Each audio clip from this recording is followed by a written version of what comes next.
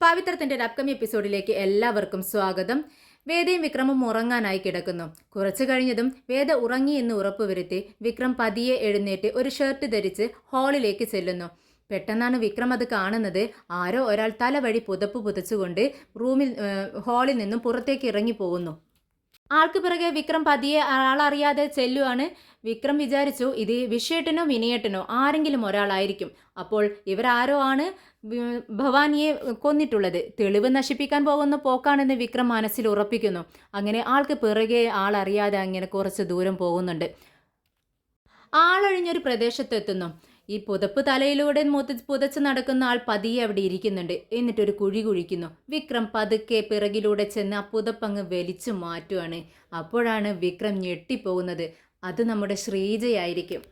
വിക്രം ഇത് ഒട്ടും തന്നെ പ്രതീക്ഷിക്കുന്നില്ല. വിനയനെയോ വിശ്രനെയോ ആരെങ്കിലും ഒരാളെ കാണാമെന്ന് പ്രതീക്ഷിച്ചുകൊണ്ടാണ് വന്നത്. പക്ഷേ ഇത് ശ്രീജയാണെന്ന് കാണുന്ന സമയത്ത് വിക്രം ആകെ തരിച്ചു നിന്ന് പോവാണ്. വിക്രം ചോദിക്കുന്നുണ്ട്, ചേച്ചി, ശ്രീജേച്ചി, ചേച്ചി എന്താ ഇവിടെ? പെട്ടെന്നങ്ങ് പൊട്ടിക്കരയാണ് ശ്രീജ. വിക്രം ശ്രീജയുടെ കയ്യിലേക്ക് നോക്കുന്നുണ്ട്. ശ്രീജയുടെ കയ്യിലൊരു കത്തിയുണ്ട്. എന്താ ചേച്ചി ഇത്? ചേച്ചിയാണോ അപ്പോൾ അത് ചെയ്തതെന്ന് ചോദിക്കുന്നു. അതെ വിക്രം, അതെ, ഞാൻ തന്നെയാണ് അവനെ കൊന്നത്. അത് പറയാനുള്ള ധൈര്യം എനിക്കില്ല. അതുകൊണ്ടാണ് ഇത്രയെല്ലാം കുഴപ്പങ്ങൾ സംഭവിച്ചത്. ഇത് കേട്ടതും വിക്രം ചോദിക്കുന്നുണ്ട്, ചേച്ചി എന്തൊക്കെയാണ് ഈ പറയുന്നത്? സത്യമാണോ ഈ പറയുന്നത്? എനിക്ക് വിശ്വസിക്കാൻ കഴിയുന്നില്ല. ഒരു ഉറുമ്പിനെ പോലും നോവിക്കാൻ കഴിയാത്ത ശ്രീജേച്ചി ഇത് എന്തിനു വേണ്ടി ചെയ്തു? എനിക്കതറിയണം. എന്തിനാണ് ഇത് ചെയ്തതെന്ന് പറയൂ എന്ന് പറയുമ്പോൾ ശ്രീജ പറഞ്ഞു തുടങ്ങുവാണ്. ഭവാനിയും ഗുണ്ടകളും ചേർന്ന് നിന്റെ ചേട്ടനെ അടിച്ചത് നിനക്ക് ഓർമ്മയല്ലേ വിക്രം? അതെനിക്ക് ഓർമ്മയുണ്ട്. അന്ന് മുതൽ നിന്റെ ചേട്ടൻ വളരെ പ്രഷറിലായിരുന്നു, വളരെ ടെൻഷനിലായിരുന്നു. ഭക്ഷണം കഴിക്കത്തില്ല, ആകെ മൂടിയായിരിക്കുന്നു. ഞാൻ എപ്പോഴും അദ്ദേഹത്തോട് ചോദിക്കും, നിങ്ങൾ എന്താണ് ഇങ്ങനെ ഇരിക്കുന്നതെന്ന്.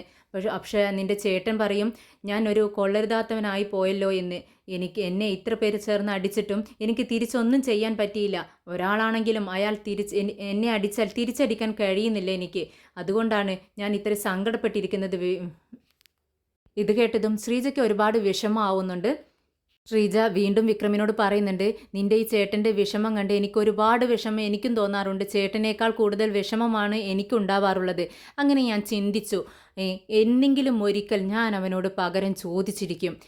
എന്തിനാണ് ഇങ്ങനെ എൻ്റെ ചേട്ടനെ അടിച്ചത്? ഒരു കാര്യവുമില്ലാതെ എന്തിനു വേണ്ടി ഇത് ചെയ്തു എന്ന് ഞാൻ അവനോട് ചോദിക്കും. അതിനുള്ള കാരണവും ഞാൻ അവനിൽ നിന്നും തന്നെ അറിഞ്ഞിരിക്കും എന്നിങ്ങനെ ഞാൻ ചിന്തിച്ചിട്ടുണ്ടായിരുന്നു വിക്രം. അപ്പോഴാണ് നിന്റെ വിവാഹത്തിൻ്റെ സമയമായത്.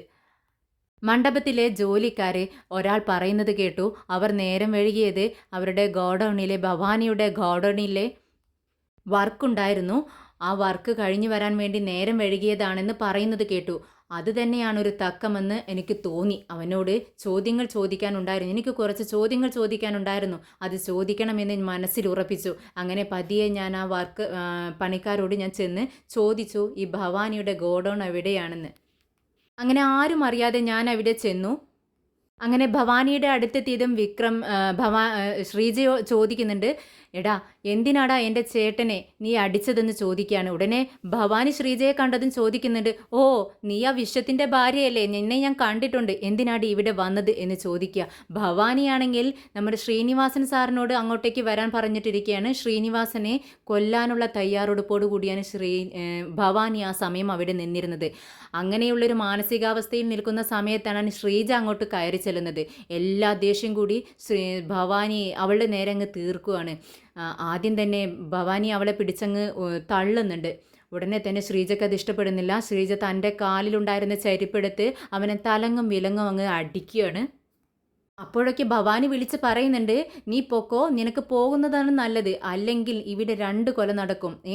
എൻ്റെ കൈ കൊണ്ടത് ചെയ്യിക്കേണ്ട, നീ രക്ഷപ്പെടണമെന്നുണ്ടെങ്കിൽ ഇപ്പോൾ രക്ഷപ്പെട്ടോ എന്നിങ്ങനെ പറയുന്നുണ്ട്. പക്ഷേ ശ്രീജയ്ക്ക് ദേഷ്യം കൊണ്ട്, എന്തിനാ നീ എൻ്റെ ചേട്ടനെ അടിച്ചത്, എനിക്കിത് ചോദിച്ചില്ലെങ്കിൽ സമാധാനം ഉണ്ടാവില്ല എന്നും പറഞ്ഞുകൊണ്ട് അവനെ ചെരുപ്പ് കൊണ്ട് തലങ്ങും വിലങ്ങും അടിക്കുകയാണ്. പക്ഷേ ഇത് ഭവാനിക്ക് ഒട്ടും ഇഷ്ടപ്പെട്ടില്ല, സഹിക്കാൻ പറ്റിയില്ല. നമ്മുടെ ശ്രീജയെ പിടിച്ചങ്ങ് തള്ളുകയാണ്. തള്ളുന്ന സമയത്ത് ശ്രീജ പെട്ടെന്ന് ചെന്ന് വീഴുന്നത് ഒരു സ്റ്റെയറിൻ്റെ അടുത്താണ്. ആ സ്റ്റെയറിൻ്റെ തല തട്ടി നമ്മുടെ നെറ്റി പൊട്ടിയിട്ടുണ്ടാവും ശ്രീജയുടെ.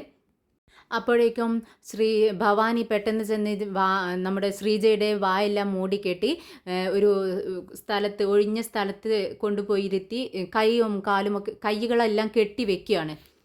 അപ്പോഴാണ് ശ്രീനിവാസൻ സാറിന് പകരം നമ്മുടെ വിക്രം അവിടെ കയറി വരുന്നത്. വിക്രമും നമ്മുടെ ഭവാനിയും ചേർന്ന് അടിപിടിയാകുന്നു.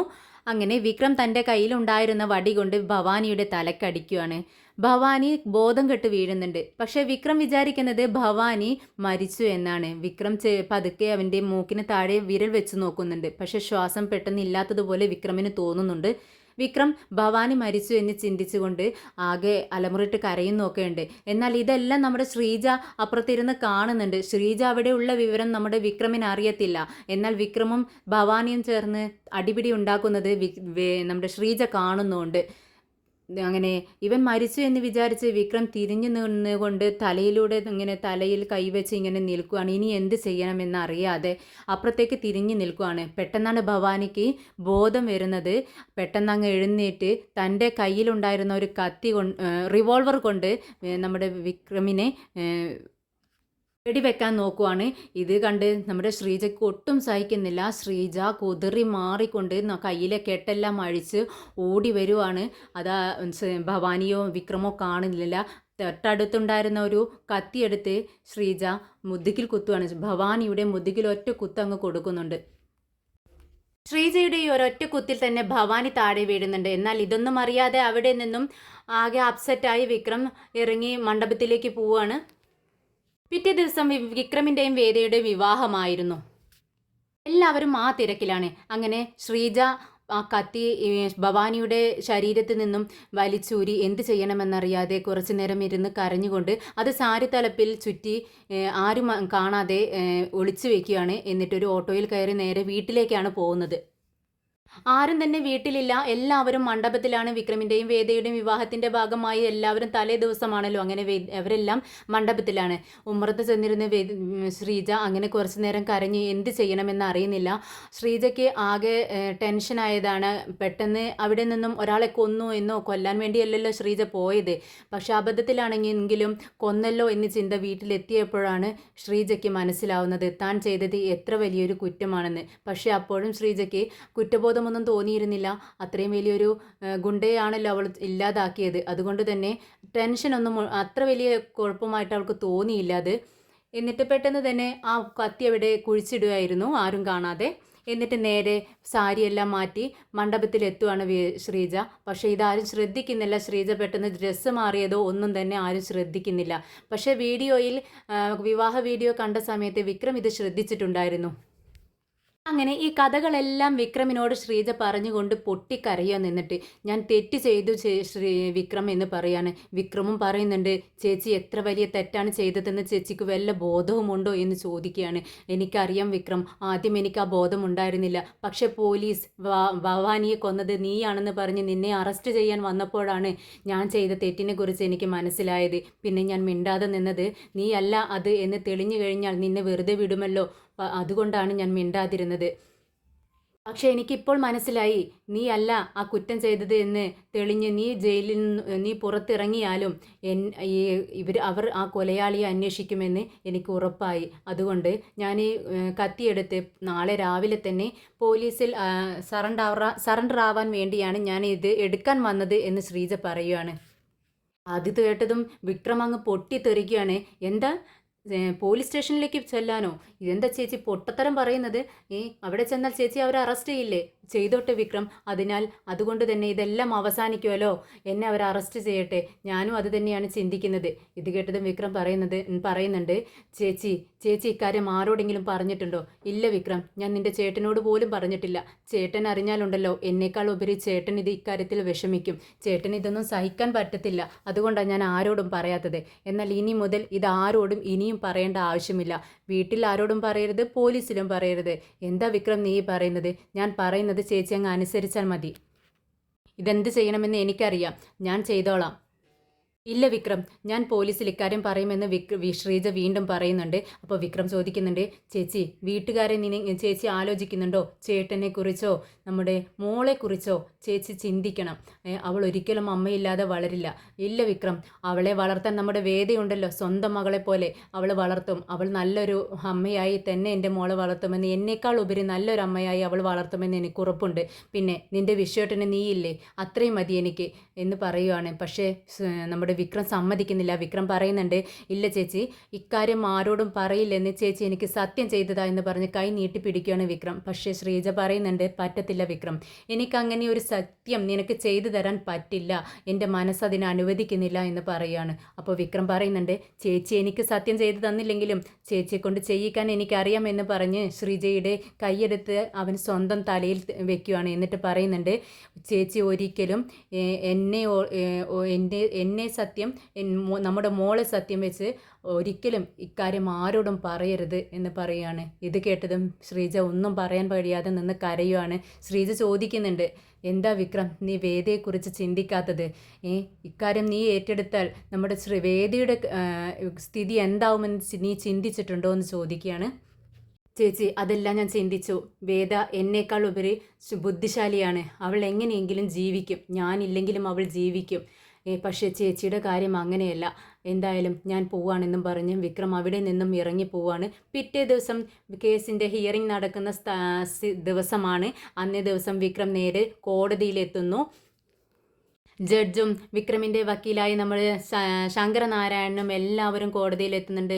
നമ്മുടെ മാഷ്, കമലാമ്മ, എല്ലാം നമ്മുടെ ശ്രീജയും എല്ലാവരും കോടതിയിലേക്ക് എത്തുന്നുണ്ട്. അങ്ങനെ വിക്രം അവിടെ ഒരു കുറ്റസമ്മതം നടത്തുവാണ്. ആരും പ്രതീക്ഷിക്കാതെ എല്ലാവരും ഞെട്ടിപ്പോവാണ്. വിക്രം പ്രതിക്കൂട്ടിൽ കയറി നിന്നുകൊണ്ട് ഏറ്റു പറയുവാണ്, ഞാനാണ് ഭവാനിയെ കൊന്നത്, ആ കത്തി ഞാൻ ഇവിടെ കൊണ്ടുവന്നിട്ടുണ്ട് എന്ന് പറഞ്ഞുകൊണ്ട് തൻ്റെ അരയിൽ നിന്നും ആ കത്തി അങ്ങ് എടുത്ത് എല്ലാവർക്കും കാണിച്ചു കൊടുക്കുവാണ്. നമ്മുടെ ശങ്കരനാരായണനും വേദിയുമെല്ലാം ഞെട്ടിപ്പോവാണ്. വിക്രമിനോട് ചോദിക്കുന്നുണ്ട് ശങ്കരനാരായണൻ, വിക്രം നീ ഇതെന്തുകൊണ്ട് എന്നോട് മറച്ചു വെച്ചു എന്ന് ചോദിക്കുകയാണ്. പക്ഷെ വിക്രമിനൊന്നും പറയാൻ കഴിയുന്നില്ല. സത്യങ്ങളെല്ലാം വിക്രമും ശ്രീജയും മറച്ചു വയ്ക്കുന്നു. അങ്ങനെ കോടതി വിക്രമിൻ്റെ കുറ്റസമ്മതമൊക്കെ കേട്ടതിന് ശേഷം ജഡ്ജ് ഒരു വിധി കൽപ്പിക്കുന്നു. ഇതൊരു കൽപ്പിച്ചു കൂട്ടിയുള്ള കൊലയല്ലെന്നും മുൻകൂട്ടി തീരുമാനിച്ചൊരു കൊലയല്ലെന്നും സാഹചര്യം കൊണ്ട് ചെയ്തതാണെന്നും അതുകൊണ്ട് തന്നെ 6 വർഷത്തേക്ക് കഠിന തടവ് വിധിച്ചിരിക്കുന്നു എന്ന് പറയുകയാണ്. ഇതങ്ങ് കേട്ടതും നമ്മുടെ കമലാമ്മ വാവിട്ട് കരയാണ്. നമ്മുടെ വേദയും മാഷും തകർന്നു പോകുന്നുണ്ട്. നമ്മൾ ശങ്കരനാരായണനാണെങ്കിൽ ഒന്നും മിണ്ടാൻ കഴിയാതെ നിൽക്കുവാണ്. അങ്ങനെ പോലീസുകാർ വിക്രമിനെയും കൊണ്ട് ജയിലിലേക്ക് പോകുന്നുണ്ട്. വിക്രം അങ്ങനെ ജയിലിലാവുന്നു. ജയിലിലായ വിക്രമിനെ നമ്മുടെ ശ്രീജ കാണാൻ ചെല്ലുന്നുണ്ട്. വിക്രം ഇത്രയും വേണ്ടായിരുന്നു, ഇത് കുറച്ച് കൂടിപ്പോയി എന്ന് പറയാണ് ശ്രീജ. പക്ഷേ വിക്രം പറയുന്നുണ്ട്, ചേച്ചി ഒന്നുകൊണ്ടും വിഷമിക്കണ്ട, ഇതാണ് സംഭവിക്കേണ്ടിയിരുന്നത്. ചേച്ചി അകത്ത് കിടന്നാൽ ആർക്കൊക്കെയാണ് ബുദ്ധിമുട്ടെന്നറിയാവോ? പിന്നെ ചേച്ചി എനിക്ക് വേണ്ടിയല്ലേ ഇതെല്ലാം ചെയ്തത്. അന്ന് എന്നെ അവൻ കൊന്നിരുന്നെങ്കിൽ ഇങ്ങനെ നിന്ന് ചേച്ചിയുടെ മുന്നിൽ നിന്ന് സംസാരിക്കാൻ ഞാൻ ഉണ്ടാവുമായിരുന്നോ? ഇല്ലല്ലോ. എന്നെ അന്ന് രക്ഷിപ്പിക്കാൻ വേണ്ടിയല്ലേ ചേച്ചി അവനെ കുത്തിയത്. അതുകൊണ്ട് ചേച്ചിക്ക് വേണ്ടി ഞാൻ ഇതെങ്കിലും ചെയ്യണ്ടേ? ചേച്ചി ഒന്നുകൊണ്ടും വിഷമിക്കണ്ട. എല്ലാവർക്കും സുഖമല്ലേ വീട്ടിൽ? മോൾക്കും വിശ്വേട്ടനും അമ്മയ്ക്കും അച്ഛനും ചേച്ചിക്കും ചേട്ടനും എല്ലാവർക്കും സുഖമല്ലേ എന്ന് ചോദിക്കുകയാണ്. ഉടനെ തന്നെ ശ്രീജ പറയുന്നുണ്ട്, എല്ലാവർക്കും സുഖമാണെന്ന് പറഞ്ഞാൽ അത് കള്ളമായി പോവും. നിന്നെ ഓർത്ത് അതൊരു മരണ വീട് പോലെയാണ് കിടക്കുന്നതെന്ന് പറയുന്നു. വിക്രം, പക്ഷേ നീ ഒരാളെക്കുറിച്ച് മാത്രം ചോദിച്ചില്ലല്ലോ, നമ്മുടെ വേദയെക്കുറിച്ച് എന്ന് ചോദിക്കുകയാണ്.